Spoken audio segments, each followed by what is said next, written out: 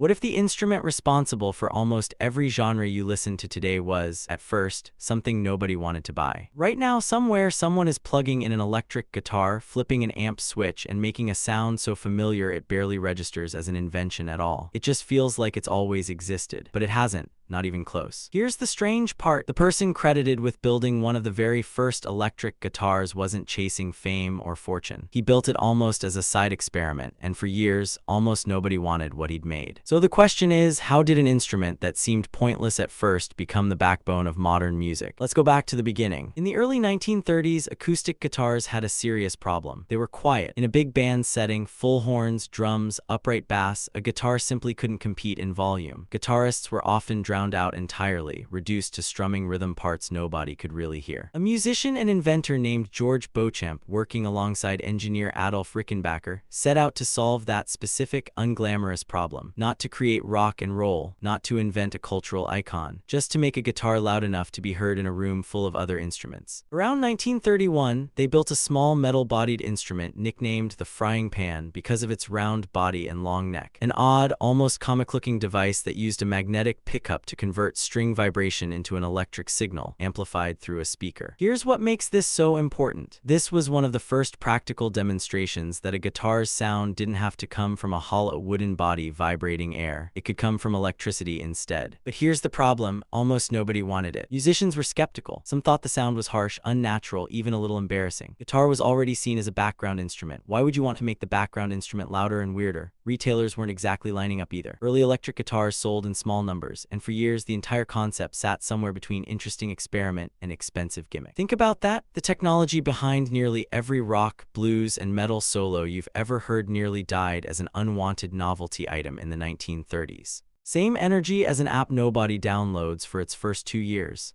Except this app eventually became the electric guitar. Slowly though, things shifted. Musicians in swing and jazz bands started realizing that if the guitar could actually be heard, it could do more than sit quietly in rhythm. It could take a solo. It could compete with a saxophone. It could lead. By the late 1930s and into the 1940s, guitarists like Charlie Christian began using electric guitars to play single-note melodic lines the way a horn player would, something acoustic guitar simply couldn't project loud enough to pull off in a live band setting.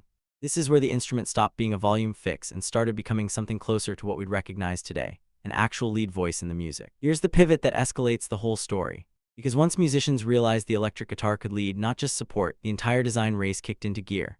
Companies started competing to build guitars that weren't just louder acoustic instruments, but purpose-built electric instruments from the ground up, solid wood bodies instead of hollow ones, to cut feedback and let the sound sustain longer. This is where names you'd actually recognize start entering the picture. Engineers and instrument makers spending the late 1940s and early 1950s racing to build the first commercially viable solid-body electric guitar, each one convinced their design was the one that would define the instrument's future. And that race is part of why the who really invented it question stays messy even now.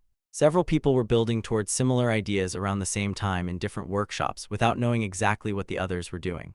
There's no single clean, undisputed eureka moment, just overlapping experiments that all pointed toward the same electric future. But here's the thing that makes this bigger than just guitar trivia. Once the solid-body electric guitar became reliable, portable, and loud enough to cut through any band on any stage, it didn't just fix a volume problem anymore.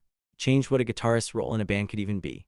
Lead guitar as a concept, the flashy solo, the guitar hero moment, the instrument standing at the front of the stage instead of hiding in the rhythm section. All of that traces back to solving one boring practical problem. Guitarists literally couldn't be heard. So here's the full picture. Problem nobody found exciting, guitarists getting drowned out. A strange metal frying pan prototype nobody quite trusted. Musicians slowly discovering the instrument could lead instead of just support. A design race between competing inventors, each convinced they'd cracked the future. And an instrument that started as an unwanted, oddly shaped experiment becoming the single most recognizable symbol of modern popular music. So next time you hear a guitar solo rip through a song, any genre, remember that instrument almost didn't survive its own beginning. It wasn't born as a rebellion. It wasn't born as an icon. It was born because somebody just wanted to be heard. Maybe that's the real story behind almost every big invention. It doesn't start with vision. It starts with a small, unglamorous problem and somebody stubborn enough to keep tinkering with it anyway. If you like digging into stories like this, the accidents, arguments, and unlikely origins hiding behind the sounds you take for granted, there's a lot more waiting to be uncovered in music history.